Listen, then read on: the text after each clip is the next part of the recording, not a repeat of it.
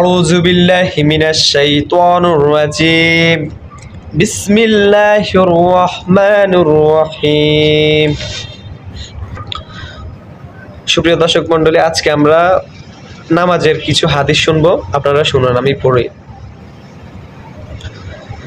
নবী করিম সাল্লাল্লাহু আলাইহি ওয়াসাল্লামের ইরশাদ ফরমাইয়েছেন, ওই ব্যক্তির কাজ একেবারে ঝুলুম, কুফর এবং মুনাফিকি, যে ব্যক্তি আল্লাহর দিকে আহ্বানকারীর মুয়াজ্জিনের ডাক শুনিয়েও মসজিদে হাজির হয় না।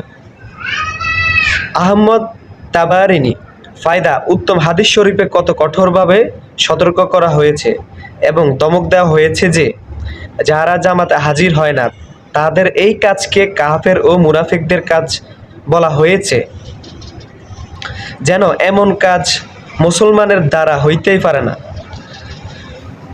আরেক হাদিসে এরশাদ হয়েছে, মানুষের দুর্ভাগ্যের জন্য ইহা যথেষ্ট যে মুয়াজ্জিনের আজান শুনিয়া মসজিদে হাজির হয় না। হযরত সুলাইমান ইবনে আবি হাসমা রাদিয়াল্লাহু তাআলা আনহু খুবই উচ্চ মর্তবার সাহাবী ছিলেন। তিনি হুজুর সাল্লাল্লাহু আলাইহি ওয়াসাল্লামের জমানায় জন্মগ্রহণ করেন, কিন্তু অল্প বয়স হওয়ার কারণে তাহার নিকট হইতে হাদিস বর্ণনা করার সুযোগ হয় নাই। হযরত ওমর রাদিয়াল্লাহু তাআলা আনহু তাহাকে বাজারের তদারকি কাজের দায়িত্ব দিয়েছিলেন। ঘটনাক্রমে একদিন ফজরের জামাতে শরীক হইতে পারেন নাই।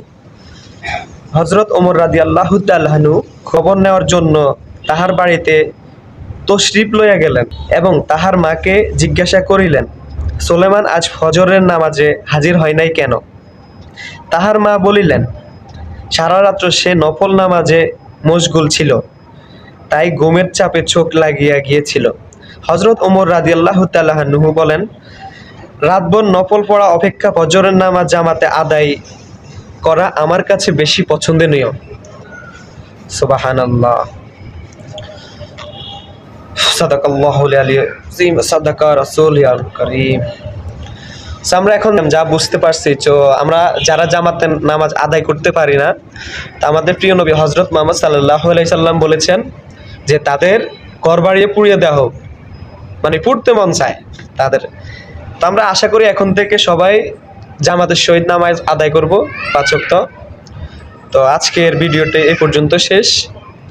ভালো থাকবেন, সুস্থ থাকবেন। আসসালামু আলাইকুম।